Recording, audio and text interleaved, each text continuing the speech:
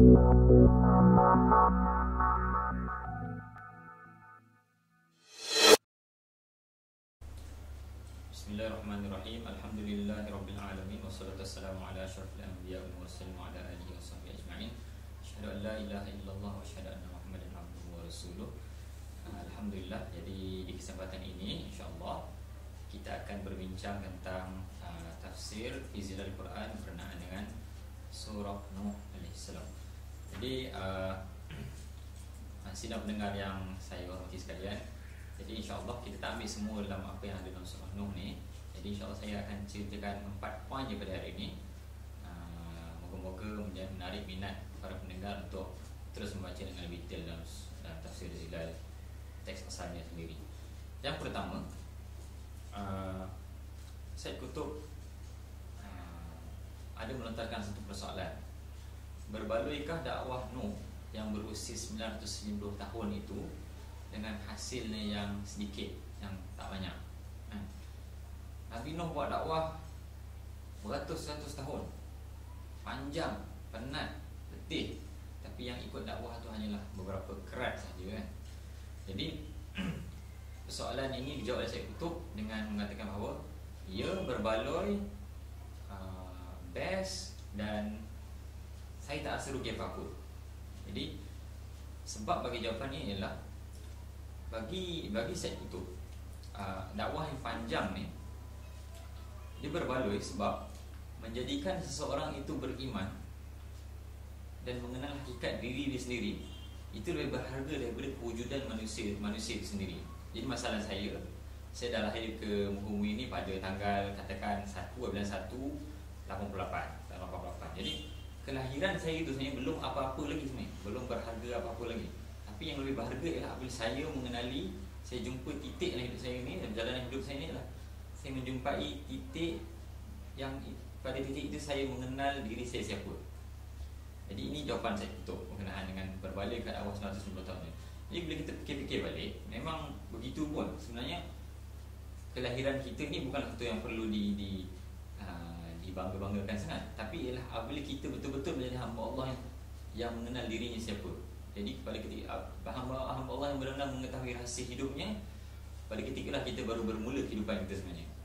Jadi kelahiran tu belum apa-apa, tapi apabila anda telah mengenal rahsia hidup anda adalah seorang hamba, anda adalah seorang pejuang dakwah, anda adalah seorang khalifatullah, anda adalah seorang sebaik-baik umat, kuntum khairu ummah, anda adalah seorang hamba Allah, wa ma khalaqtul jinna wal insa illa liya'budun. Pada ketika itulah bermulanya hidup anda, dan titik itu lebih berharga dari titik kelahiran hidup anda, titik tarikh lahir hidup anda.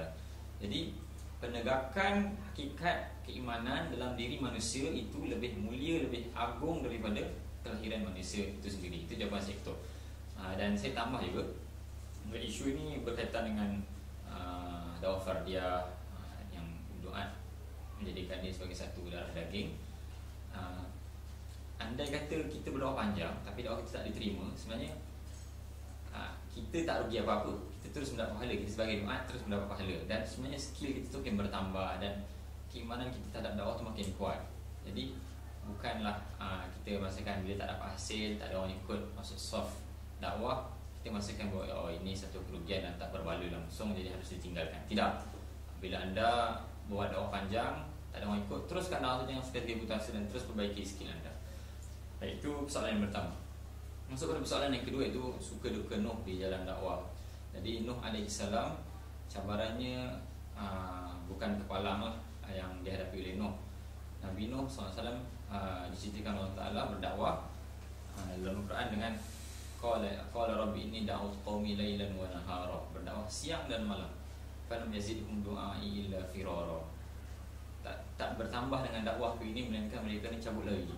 Wa inni kullama da'utuhum litaghfira lahum ja'alu asabi'ahum fi adanihim. Bila Nabi Nuh berdakwah, mereka meletakkan jari-jari mereka ni tak dalam telinga, tak dengar. Depan Nabi Nuh dia letak telinga, tak dengar. Sebab dah tak lari. Okey, tak apa Nabi Nuh, tak lari, tapi aku tak dengar. Itu. Ja'alu asabi'ahum fi adanihim wastaghshaw thiyabahum. Wastaghshaw thiyabahum ni ambil baju ni tutup kepala. Itu. Tak dengar itu. Wastaghshaw thiyabahum wa asarru wastakbaru istikbara. dan mereka ni bongkar lah istikbar. Jadi itu suka duka Nuh dalam dakwah. Tapi Nabi Nuh AS tak putus asa. Nabi Nuh terus menyeru mereka dengan mempelbagaikan pendekatan. Nabi Nuh mengajak mereka beristighfar. Nabi Nuh mengajak mereka melihat ciptaan alam, langit, yursil sama alaikum midrara wa yumdidkum bi amwali wa banin wa yaj'al lakum jannatin wa yaj'al lakum anhara, sungai. Malakum la tarjuna lillahi wa qara qad khalaqakum atwara. Allah menjadikan anda ni akan berfasa-fasa. Adakah anda masih tidak dapat merasakan kebesaran Allah Taala? Jadi itu pendekatan Nuh.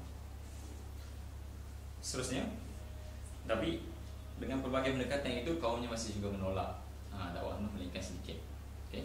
Jadi seterusnya topik yang ketiga ataupun poin yang ketiga, kaum Nuh dengan pimpinan kaum Nuh yang kafir ni menjalankan konspirasi kepada orang ramai, kepada Nuh dan kepada orang ramai, agar orang ramai menolak dakwah Nuh alaihissalam. Apa yang mereka kata? Mereka kepada orang ramai, wahai orang ramai, la tadharunna alihatakum wa la tadharunna waddan wa la suwa'an wa la yaghutha wa ya'uqa wa nasra. Wahai orang ramai, jangan tinggalkan Tuhanmu ini, iaitu Wad, Suwa', Yaghuth, Ya'uq, Nasra, semua ini tuan-tuan berhala ini. Jadi saya untuk mengatakan,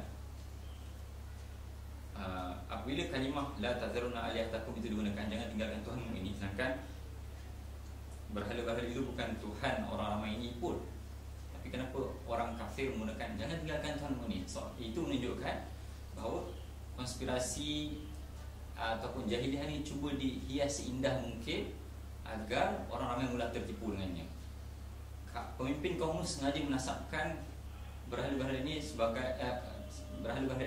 sebagai Tuhan kepada orang ramai agar orang ramai tertipu. Jadi pada hari ini anda lihat betapa banyak agenda musuh yang dihias indah supaya umat Islam dan orang ramai manusia tertipu dengannya. Kalau diperhatikan betul-betul, apakah indahnya Gangnam Style itu sebenarnya?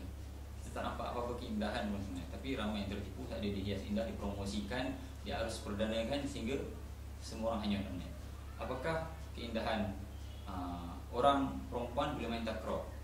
Kan boleh sehingga dihias indah, dinaikkan taraf sehingga ke peringkat internasional sukan C, sehingga orang perempuan pun main juga rugby perempuan dan bola sepak perempuan. Jadi sengaja dihias indah hingga orang ramai mula tertipu. Jadi anda sebagai pembawa risalah, pencinta risalah Islam, haruslah tengok betul-betul, sebab jahiliah ni memang akan dihiasi indah mungkin sehingga ramai orang mudah tertipu dengannya. Sebab hakikatnya jahiliah itu bodoh. Kalau ditampilkan dalam bentuk yang sani, maka tak ramai yang akan ikut. Okay?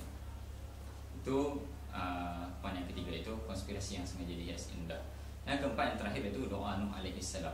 Di dalam surah Nuh ada beberapa doa yang Nabi Nuh lafazkan dan melakukan rintihan ini kepada Allah Subhanahu Wa Taala. Hakikatnya surah ini seluruhnya adalah rintihan Nuh alaihissalam kepada Allah Subhanahu Wa Taala. Jadi doa memang begitu sifatnya, hatinya terpaut kuat dengan Allah Subhanahu Wa Taala dan kerap merintih, tapi tak tunjuk sedihnya di hadapan pada umum.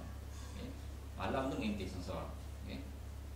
Jadi Nuh, dua doa dia saya sentuh ini. Satu, pertama Nuh kata, وقال نوح رب لا تذر على الأرض من الكافرين ديارا إنك إن تذرهم يضل عبادك ولا يلد إلا فاجر كفار.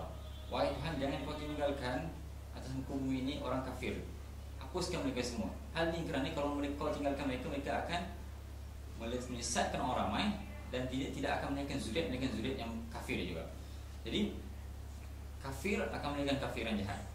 Jadi sebab itu kafir ni perlu dihapuskan. Kafir ni perlu dihancurkan dan lenyapkan muka bumi supaya dia tak menyesatkan orang yang beramai lagi. Contohnya Abu Jahal. Abu Jahal patut dihapuskan, bunuh. Tak ada dah istilah berdamai dengan dia. Sebab kalau berdamai dengan dia, tidak akan sesatkan orang ramai. So bunuh, habis, hancur. Dan betapa banyak Abu Jahal dalam muka bumi ni yang perlu kita bertegas dengannya dan tak perlu bagi muka dah kami ni. Okey? Jadi tak perlu sebut siapa Abu Jahal, sebab Fir'aun tu ni. Itu terpulang pada pendengar dan penonton yang beriman untuk berinteraksi dengan ayat ni dan relatekan dengan kehidupan. Siapakah Abu Jahal dan Fir'aun tu ni. Dan yang terakhir doa Nuh, yang kedua ialah doa Nuh di akhir ayat surah Nuh mengatakan Rabbighfirli wa liwalidayya wa liman dakhala baitiya mu'mina. Okey. Nuh memohon ampun kepada Allah Subhanahu Wa Taala agar diri diampunkan setelah dia melakukan dakwah yang panjang itu.